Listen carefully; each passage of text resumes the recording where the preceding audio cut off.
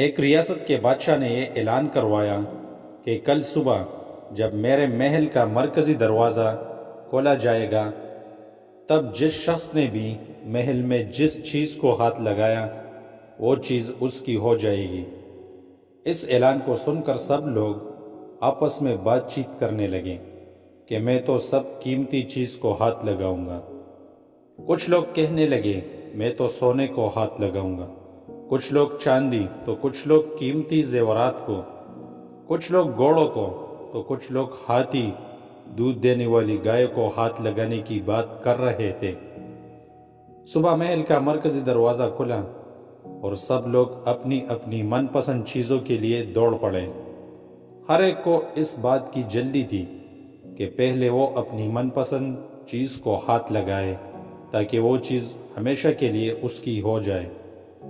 بادشاہ اپنی جگہ پر بیٹھا سب کو دیکھ رہا تھا اور اپنے آس پاس ہو رہی باغ دوڑ کو دیکھ کر مسکرا رہا تھا۔ اسی وقت اس بھیڑ میں ایک شخص بادشاہ کی طرف بڑھنے لگا اور آہستہ آہستہ چلتا ہوا بادشاہ کے پاس پہنچ کر اس نے بادشاہ کو چھو لیا۔ بادشاہ کو ہاتھ لگاتے ہی بادشاہ اس کا ہو گیا اور بادشاہ کی ہر چیز بھی اس کی ہو گئی۔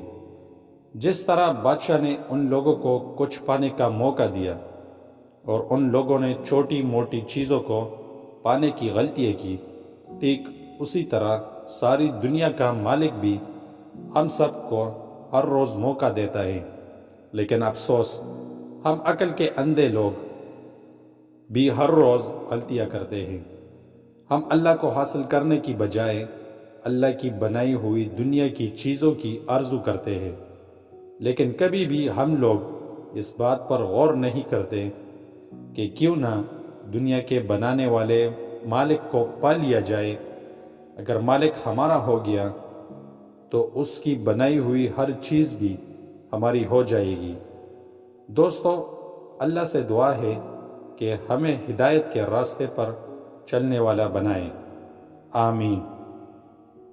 اس طرح کی مزید اچھی ویڈیوز کے لیے ہمارے چینل کو سبسکرائب کر کے گھنٹی کے نشان کو ضرور دبائیں۔ ملتے ہیں اگلی ویڈیو میں۔ اللہ حافظ۔